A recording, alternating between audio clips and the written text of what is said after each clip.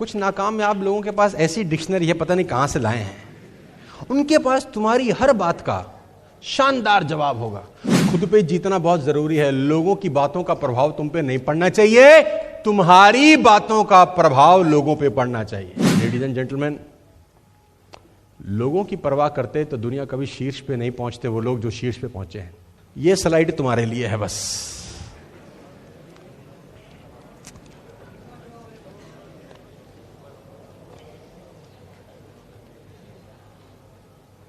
What people think is none of your business।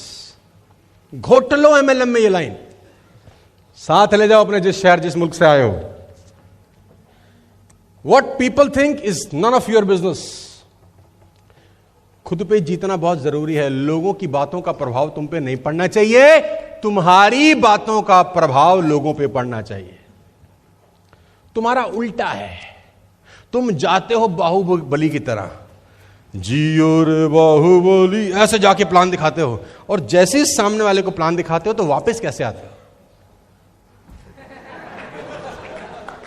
क्या भाई साहब, उसने तुम्हारा हाथ तोड़ा? क्या आंख निकाली? क्या गुर्दा निकाला? क्या फेफड़ा निकाला? कुछ निकाला नहीं। उसने सिर्फ तुम्हारे कान में कुछ शब्द बोले, मधुर मधुर शब्द, है ना। फंसने का बिजनेस है ये तो, फंसाने का। अच्छा तू भी, तेरे को लाज ना आई? ये सब झूठ है जो दिखा रहे हैं। ये जो गाड़ी मकान घोड़ा दिखाए ये सब फर्जी है। और तुमको क्या लगता है अंकल तो हमसे उम्र में बड़ा है, ये तो सही बोल रहा होगा, हम तो बच्चे। नहीं नहीं नहीं, उसको पता नहीं है, और वो वही बोल रहा है जो उसको पता है। लेडीज एंड जेंटलमैन, लोगों की परवाह करते तो दुनिया कभी शीर्ष पे नहीं पहुंचते वो लोग जो शीर्ष पे पहुंचे हैं। इस दुनिया में कोई आदमी ऐसा नहीं है जो टॉप पे पहुंचा होगा, लोगों ने उसकी चड्डी नहीं खींची होगी। लोगों ने लोगों की चड्डियों में बम लगाए हैं दोस्त, मैं बता रहा हूं।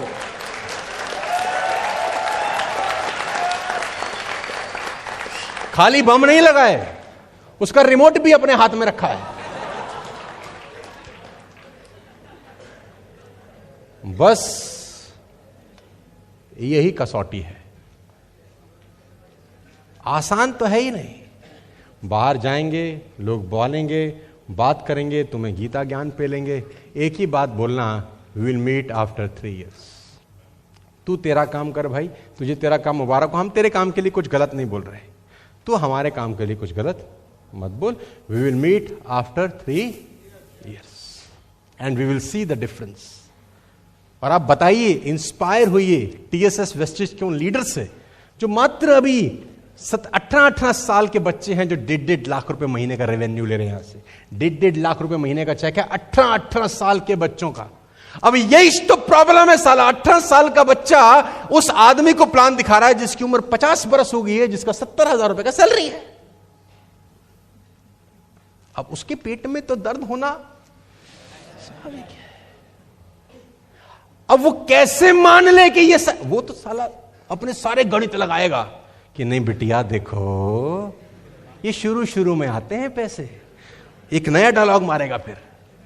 मुझे भी बोलते थे शुरू शुरू में आएंगे, तो मेरे को 6 महीने आए। मैं उनके पास गया, मैंने कहा अब तो 6 महीने हो गए, बस अब तो बंद ही होने वाले हैं, शुरू खत्म। तेरा हनीमून पीरियड खत्म हो गया है बेटा। अब फिर साल बाद उन्हीं लफंगों के पास फिर गया मैंने बोला भैया अब तो साल हो गया, बोरिया बिस्तरा समेटने की तैयारी कर लो। साल ही आते हैं, 2 साल ही आते हैं, 3 साल, 5 साल, 10-20 साल हो गए मुझे, आए जा रहे हैं साला, आए जा रहे हैं। मैं उन लोगों के पास बोलता हूं भाई 20 साल हो गए, अब तो तुझे ही आ सकते हैं बस।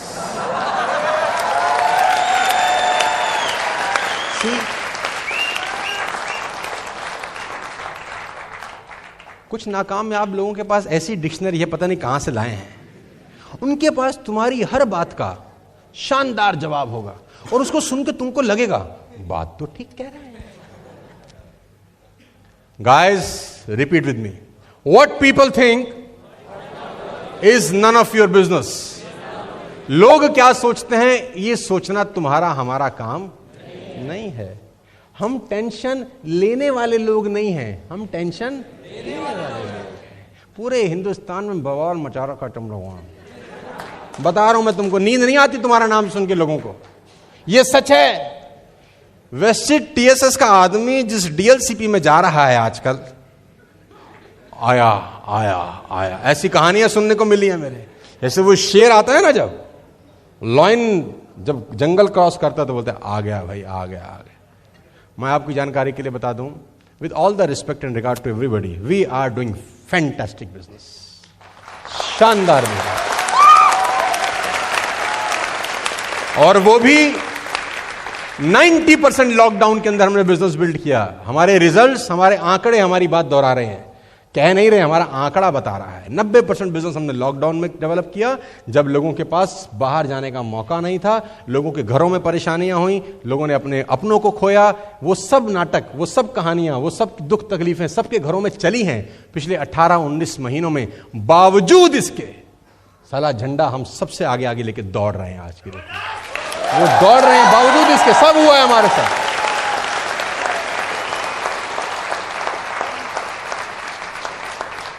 और ये आसान नहीं था, पिछला कोविड आसान नहीं था। आई लॉस्ट माई फादर, मतलब मैं कहीं और नहीं जाता, I lost my father, I lost my sister in law. और एक दिन के गैप में 3 मई को my sister in law got expired, 4 May my father expired. एक दिन में मैंने 2 संस्कार किए, 4 तारीख की सवेरे और शाम को।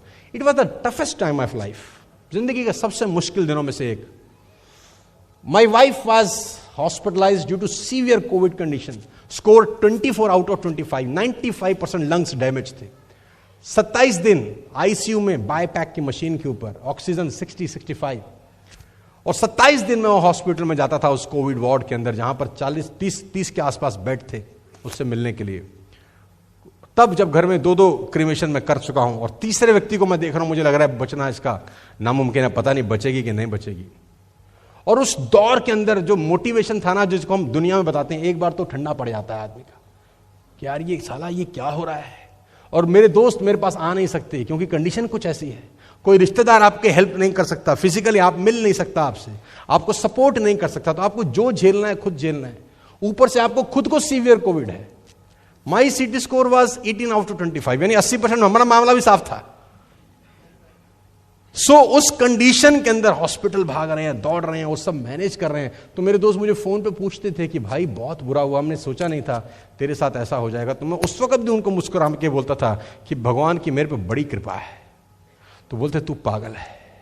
मैं बोलता था वो मेरे को जो भी देता है होलसेल में देता है, सुख भी होलसेल में दिए, और जब दुख दे रहा है होलसेल में तो मुझे शिकायत करने का कोई अधिकार नहीं है। सुख भी होलसेल में दिया, दबा के दिया उसने, तो कोई टेंशन नहीं है। तो वो 1.5 महीना बहुत टॉर्चर का था, बहुत डिप्रेस था, लेकिन फिर बाउंस बैक किया, फिर वापस आए बाजार में, उसी काम में लग गए जिस काम के लिए भगवान ने हमको पैदा किया है, और वो है लोगों की जिंदगी में कुछ प्रभाव डाल देना। बाकी उनकी नियति है। What people think is none of your business। लोग आपको जीने नहीं देंगे दोस्त, और आप वो काम करने निकले हो जो कोई नहीं करता।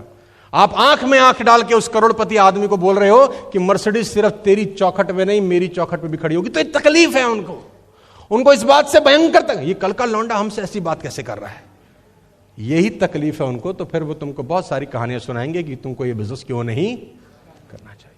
किसी की बातों में मत आना, अपने दिल की सुनना। तुम्हारा दिल बोलता है जरूर करना, तुम्हारा दिल नहीं बोलता छोड़ देना। किसी से पूछने का जरूरत, तुमको अच्छा नहीं लग रहा तो क्या किसी से पूछने का जरूरत है? नहीं, मत करो। और तुमको अच्छा लग रहा है तो क्या किसी से पूछने का जरूरत है? Do it. ये माहौल, ये आलम, ये शानदार हुजूम या इस बात का संकेत नहीं दे रहा कि हम हिंदुस्तान में बहुत कुछ बड़ा बदलने करने जा रहे हैं? ये हुजूम, ये माहौल, ये ट्रेनिंग्स, ये प्रोग्राम्स पूरे हिंदुस्तान में आपको इस बात की आहट नहीं दे रहे कि आने वाले साल के बाद 1-1 लाख लोगों का प्रोग्राम हम लोग टीएसएस वाले करने जा रहे हैं? आपको एहसास नहीं हो रहा क्या? मुझे तो एहसास हो रहा है, मुझे तो उसकी खुशबू अभी से नजर आ रही है। I am smelling all these activities. मुझे आज भी मुझे वो विजन अभी भी नजर आता है कि 2, 3, 4, 5 लाख लोगों का प्रोग्राम हो रहा होगा, और स्टेज पे मर्सिडीज, BMW, ऑडी, जैगवार की बाढ़ आ रही होगी। और मुझे खुशी होगी उस दिन जब 12वीं के बच्चे, फर्स्ट ईयर के बच्चे सारा मर्सिडीज लेके आएंगे यहाँ। मजा आएगा साला उस दिन। एक आदमी ने बोला कि तुम सपने दिखा रहे हो, तो मैंने बोला सपने दिखाना पाप है क्या? सपने दिखाना इस दुनिया का सबसे पुण्य का काम है। कि हम उस आदमी को अपनी आंखों से वो दिखा रहे हैं जो वो खुद की आंखों से नहीं देख पा रहा। इससे अच्छा काम क्या होगा? किसी ऐसे आदमी को सड़क पार करा रहे हैं जो अपने आप से सड़क पार नहीं कर पा रहा। इससे अच्छा कोई काम है इस दुनिया के अंदर? तो ये काम आपके सुपुर्द है दोस्त। ये बैटन आज आपको दिया जा रहा है कि आगे चले, इसको आगे लेके जाएं, और सिर्फ अपनी जिंदगी में फर्क नहीं, आने वाली जनरेशंस की जिंदगी में फर्क पैदा करने की जिम्मेदारी है आप लोगों के ऊपर। ये सिर्फ लाख, 2 लाख, 5 लाख रुपए कमाने की बारी नहीं है। मैं इसको और बड़े प्रोस्पेक्ट में देख रहा हूं। मैं ये देख रहा हूं कि हिंदुस्तान में आज भी लोग पैसे को स्ट्रगल कर रहे हैं। 5,000, 4,000, 10,000 की नौकरी कर रहे हैं। 12,000 रुपए की नौकरी करता था वो सत्येंद्र जैन, जो गेट कीपर था। एक सोसाइटी, गुड़गांव की एक सोसाइटी के आगे एक गेटमैन, जो दरवाजा खोलता था, किसी की गाड़ी अंदर जाती थी, नोट बनाता था कि कौन सी गाड़ी अंदर गई है, रजिस्टर पे लेकर 12,000 रुपए की नौकरी करता था। क्या बात है! 86,000 का चेक है उसका लास्ट मंथ का, उसी गेटमैन का।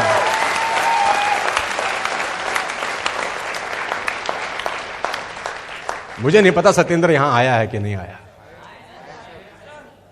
सत्येंद्र कहां हो? मैं देख पा रहा हूं तुमको? नहीं, भीड़ में नहीं दिख रहा कुछ। अच्छा, कोई बात नहीं। 12,000 रुपए की नौकरी करने वाला सिक्योरिटी गार्ड अगर आज वेस्टेज में 86,000 रुपीज पर मंथ कमाने लग गया है, तो आप क्या सोचते हैं कि आप क्या कर सकते हैं अगले 6 महीने, 1 साल के अंदर?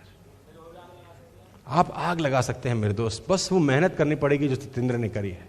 12,000 की तनख्वाह, जिसमें 3,000 रुपए का वो रेंट दे रहा है जहां वो सोता है रात को जाकर। गांव दूर है, किराए पे मकान लिया है, 3,000 का रेंट देता है। खाता पीता क्या होगा? 3-4 हजार का खाता पीता भी होगा यार, आने जाने का भी पैसा लगता होगा। 12 में बचता क्या है? सोचो उसकी जिंदगी में वेस्टेज साला एक वरदान की तरह आई कि नहीं आई? यस, वरदान की तरह आई उसकी जिंदगी में। मैं 1000 लोगों का जूता खाने को तैयार हूं अगर मैं एक और सत्येंद्र बना पाया, सिर्फ इसलिए भी 1000 लोगों का जूता खाने को तैयार हूं। अगर सिर्फ एक और सत्येंद्र बना गए तो भी 1000 लोगों का जूता खाने को तैयार है। इससे अच्छा पुण्य का काम मेरे दोस्त कुछ नहीं है कि नॉर्मल शॉपिंग 100 पीवी 200 पीवी की करा के उसके घर का सामान सिर्फ चेंज करके लोगों का लाइफ ड्रास्टिकली चेंज हो रहा है। ये मौका आपके पास है, इसको गवाइएगा नहीं।